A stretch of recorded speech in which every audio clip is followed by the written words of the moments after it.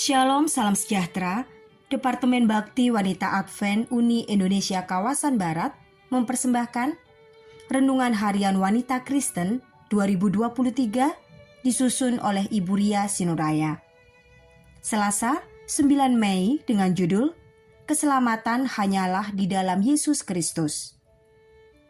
Firman Tuhan di dalam Filipi 1 ayat 19, "Karena aku tahu bahwa kesudahan semuanya ini ialah keselamatanku oleh doamu dan pertolongan Roh Yesus Kristus." Saya teringat pada waktu keluarga kami membuka Sabat. Tiba-tiba datang seorang ibu mengadu kepada suami saya yang adalah seorang pendeta untuk datang ke rumahnya sebab suaminya sudah hilang akal sehatnya dan berniat untuk meninggalkan keluarga juga gereja. Akhirnya suami saya berangkat terlebih dahulu dan saya menyusul.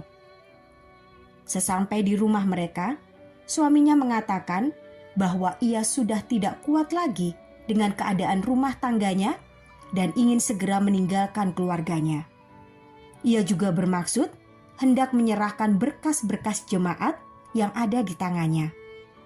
Sampai tengah malam, kami mencoba untuk mendamaikan mereka, sembari mengajak mereka untuk berdoa dan terus memberikan masukan kepada mereka. Jamahan Roh Kudus pada akhirnya menyertai suami istri tersebut. Mereka pun berdamai sambil berpelukan hangat bersama putri cantik mereka. Kami akhiri malam itu dengan bertelut sambil berpegangan tangan dan berdoa kepada Tuhan, serta mengucap syukur untuk keajaiban yang Tuhan berikan hingga mereka bisa bersatu kembali.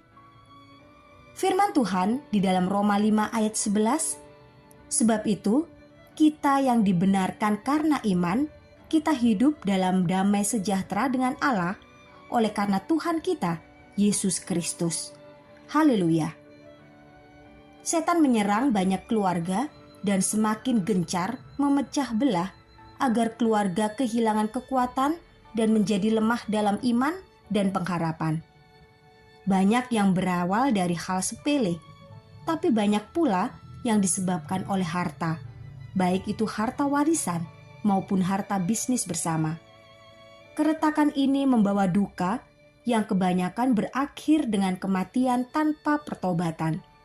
Sungguh mengenaskan. Sadarkah kita bahwa ini adalah senjata iblis yang paling ampuh, sebab ia melumpuhkan unit terkecil dalam masyarakat, yakni keluarga. Bila keluarga pecah, maka akan berimbas kepada kelompok maupun jemaat.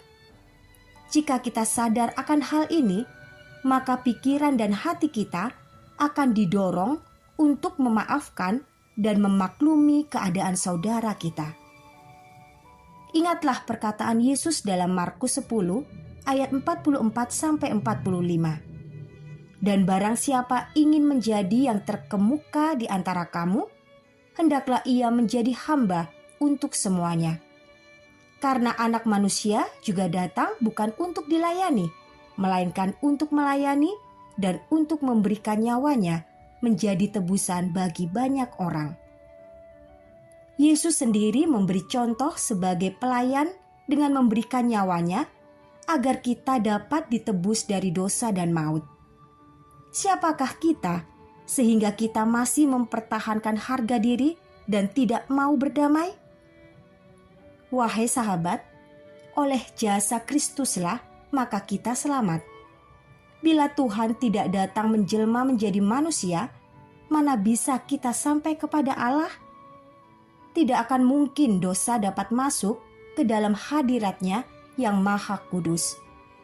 Harus ada yang mengambil dan menaklukkan dosa itu, sehingga manusia dengan keberanian dapat menghampiri tahta Allah yang Maha Kudus.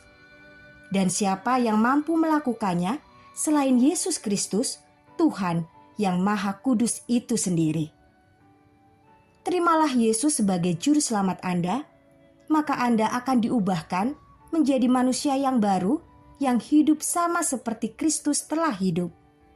Rendah hati, menurut, pengasih, pengampun, adil, dan sifat-sifat baik lain dari Yesus akan menjadi tabiat Anda, sebab Anda telah diubahkan oleh Roh Kristus.